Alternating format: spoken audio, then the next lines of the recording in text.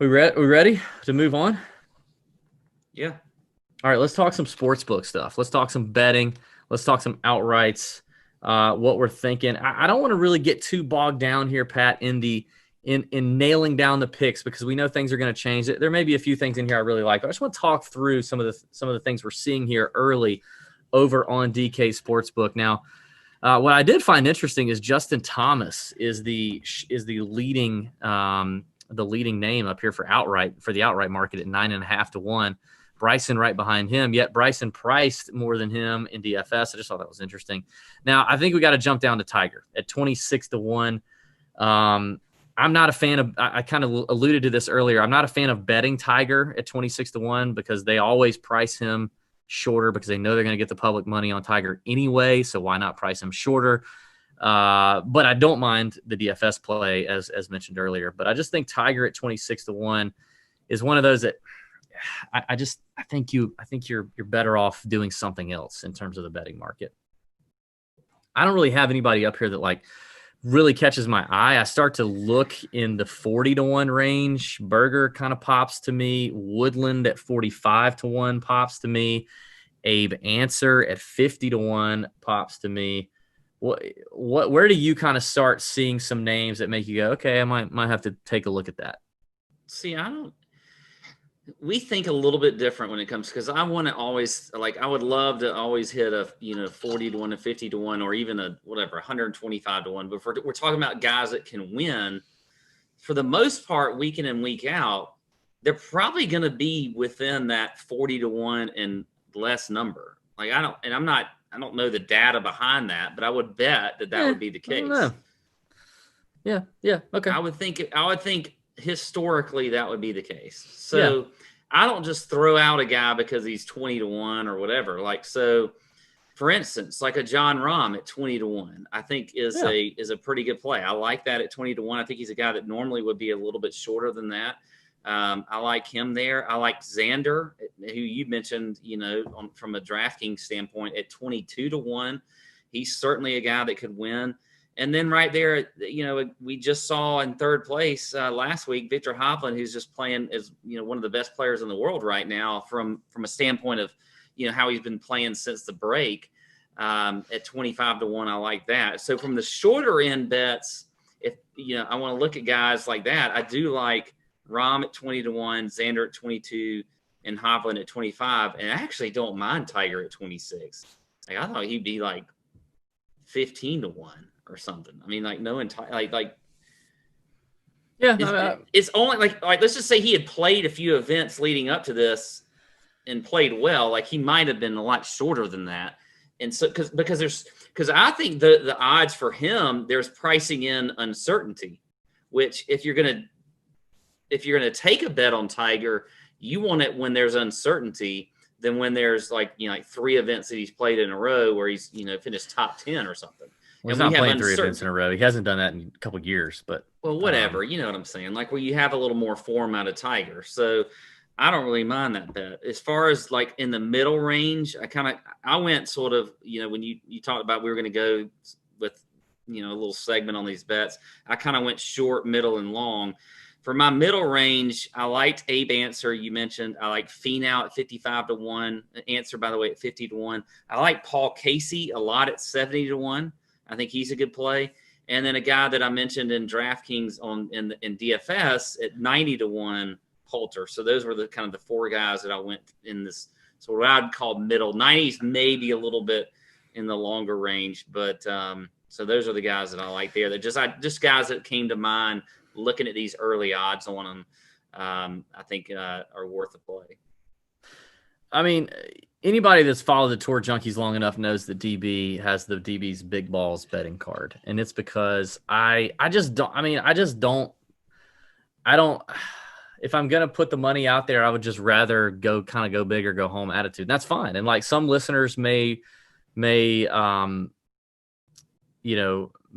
of relate to that more than others, and some may kind of look at what Pat's doing and go a little shorter, and I think that's fine too. I mean, obviously, this is a really stacked field, so I just don't get. I bet for fun, I bet for entertainment, I bet for that reason, and so for me, I appreciate the entertainment value of having more horses in the stable at longer numbers that I have the potential to hit than just, throw. And that's just my style. That's just me. Like it may not be profitable over the long term. It may not be both of us. And for me, I will, if I'm going to take a longer guy, I'm going to bet less money. If I'm going to take a guy, let's just say like John Rahm at 20-1, I'm going to put more money on that, obviously, because I have a little more confidence that he could win.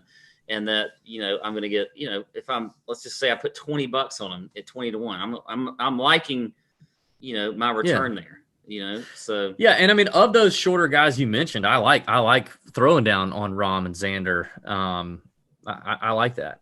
That's just not when you hear us talk about bets, when you see us write up about bets, like that's just kind of where I like to live. You mentioned Casey. I also had him written down at 70-1, and then Billy Ho at 80-1 interests me a little bit. I wanted to ask you about two names, both at 125-1. Would you rather have Corey Connors or Kevin Kisner right now at Muirfield Village at 125-1 if you could only pick one? Obviously, Corey played last week, finished, okay. Kis did not, coming off of a pretty good finish at the Rocket Mortgage, I believe it was. Who would you rather have? So I wrote down three guys in this range that were over 100-1, and Corey Connors was not one of them, but Kisner was.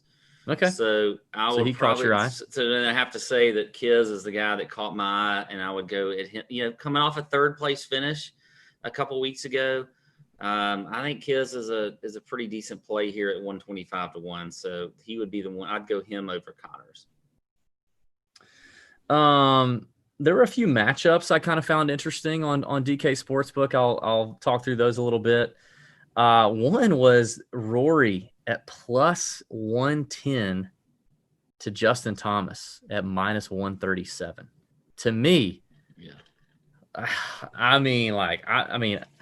kind of would have expected a minus 110, minus 110. Like I was shocked to see Rory at plus money to JT, despite JT nearly winning. It's still Rory McIlroy. That was a little tough there.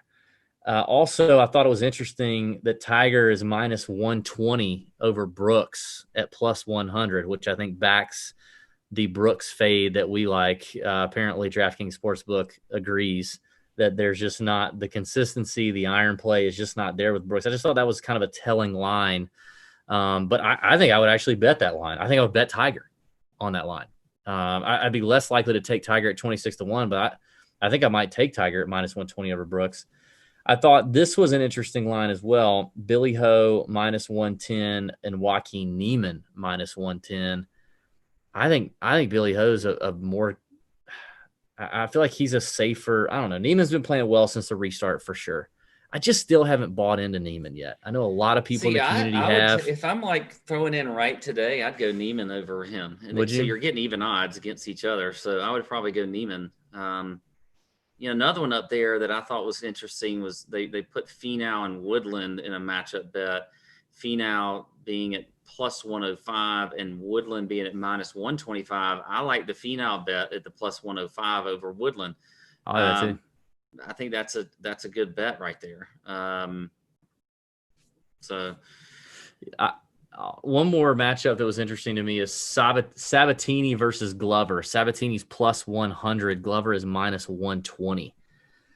I think I'd much rather have Sabatini here. Like, to me, Glover's floor has always been decent because he's a tremendous ball striker. His ceiling, however, not very good because he just can't putt. And whereas you have Sabatini, who's been playing extremely well and who shows that when he's on, he can top 20, top 10, he played great last week.